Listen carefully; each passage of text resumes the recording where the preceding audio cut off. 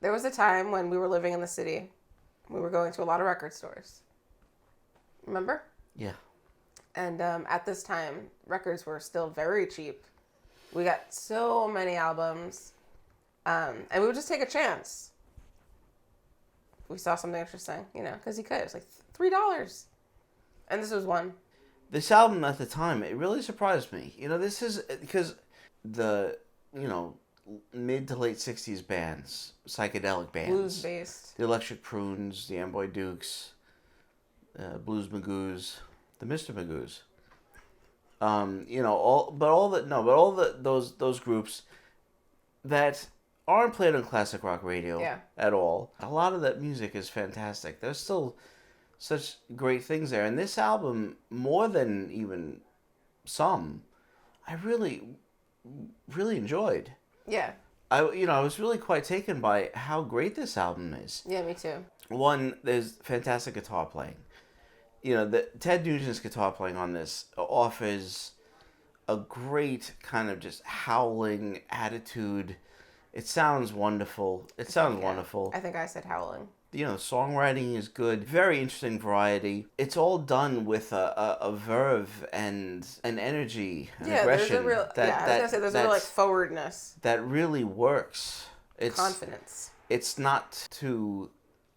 I'm trying to measure my words here, but I would say it's not too hippie-ish at all. No, it's not. Even with something, why is a carrot more orange than an orange? Which is probably the most on-the-nose, unironic, psychedelic song on the record. But its placement on the album makes it feel like it's almost like a little satirical. It really doesn't to me. It does to me. Really? Because, like you said, there is such great variety on the record, and a lot of really upbeat, aggressive, bluesy, but really like pounding-ish songs. Well, it's a really interesting mix between Steve Farmer and Ted Nugent. I mean, for an album that is kind of really split between two people. And Ted Nugent definitely has the bluesier, vine swinging, rock and roll side, and Steve Farmer has the more psychedelic side. I think Ted Nugent wins.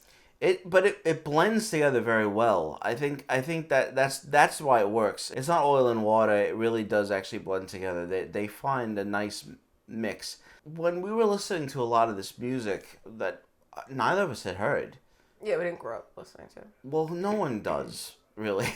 I mean, hardly anyone our age listens to, Nas or Amboy Dukes or the Music Machine or whatever it is. It was really it was enlightening and it was fascinating. Expanding rock and roll. And a lot of them overlooked.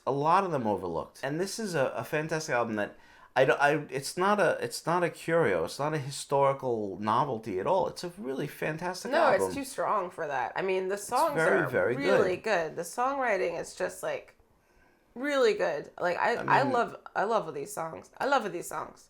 I hear the Yardbirds influence in a lot of bands. Yeah, sure. Especially American bands. American guitar players were pretty taken with Jeff Beck and Eric Clapton early on. Yeah. But Jeff Beck in particular, and those songs and the Yardbirds. The songs the Yardbirds put out in '65, '66 are amazing. I do hear that, but it's taken to not just the next step. It's like taking two steps, in this. And there's it's a wonderful variety. There's like an R&B thing. There's a bluesy thing. There's some folkiness. There's a lot. Sure. It's very, very engaging. These songs people should cover. These would be fun songs to do covers of. Some of them. Yeah. A couple of them really manage it. They're really dynamic, they seem like they would be fun to sing. Yeah. And just, fun, really fun to play. Yeah, they are. Obviously Journey to the Center of the Mind is a classic. A lot of people probably know that song. I'm sure it's a great song. A lot of younger people that have probably heard that somewhere or other.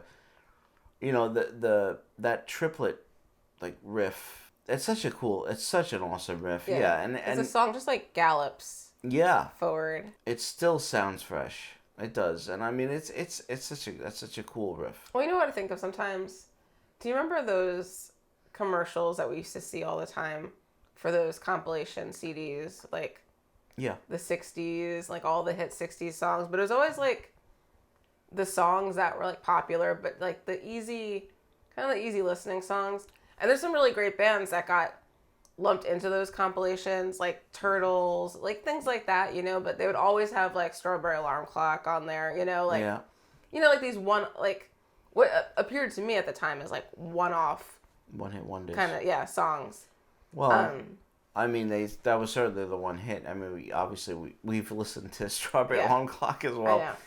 But it's Yeah. like, I was thinking, listening to this again, I was thinking about like one of those compilations, like a song, even Journey to the Center of the Mind, out. like would stick out. It would have stuck out. Hard. Yeah, it would. Yeah, I agree. Yeah, a lot of this would have seemed, in anything like that, it would have seemed like almost like heavy metal compared to a lot of those things. Yeah, which in a lot of ways, I mean, that's what's fascinating about this record is it's so in between. Well, even the first song is so like lumbering and like Murder. yeah, Yeah. it's like it's bluesy, but it's got like something extra where, you know, like More dynamic. And, yeah, you know, like in space. there's like, you know, subtle shifts within the song that just like it's just like very like slow and kind of Well, yeah. creepy, but in like a really exciting way. Scottish It builds. Scottish Tea is a song that I think is fantastic. It really is like 68 before anything would be called really hard rock or heavy metal or progressive or Yeah. whatever it was. The genre. It's psychedelic. That's what they call The it. genre police haven't come out yet. But it's really just in between all of those things, at the beginning of all of those things, and right at the time rock and roll was really incorporating other things and becoming something more than it had been. And you know, it's kind of like right in the middle of that, and it's really interesting. It could be talked about a lot more. It could definitely be, you know, to be esteemed. You think people are not for a specific reason? Oh, I'm sure there are some people. I don't care. You know, but it could be esteemed more than it has been. I think it should be reassessed. This is a really, really good album. No, it really is. I think it would surprise a lot of people. Yeah. I think the quality of it just across the board. Yeah, and it's got a wonderful variety. I mean, Steve Farmer wrote like the second side, that the whole thing is like a suite, and it holds together fantastically. The whole like dynamic between Ted Nugent and him, and the bluesiness and the folky psychedelicness is actually kind of irresistible. It's Also, that just works. considering all of that, it doesn't feel like so obviously of its time. You know, it has a little bit of a timeless quality to me. Possibly, it's interesting. I mean, The only song is really the Orange Carrot song. If people like Blue Cheer, they'd probably like this. well, sure. I mean, you know, Blue Cheer's to me, Blue Cheer is kind of in a little bit further away. Obviously, bluesier, Cheerier. heavier. I said the thing about the Yardbirds, but obviously it's like the Yardbirds after hearing Jimi Hendrix. There's definitely Jimi Hendrix on this record. Like he's all over this album. Mm-hmm. Ted Nugent. I mean, Jimi Hendrix was. How can you not? You know, he heard that. He of course even quotes Third Rock from the Sun at one point on this album. When in music, they could just try whatever they wanted. They were doing whatever they wanted. That's a lot of fun. Yeah. And it's still fun to listen to even after all these years. Yeah, totally. Agreed. Thanks for watching our discussion of Amboy Dukes. Let us know what you think of this album in the comments. Make sure to like this video and please subscribe to States and Kingdoms. We'll see you next time.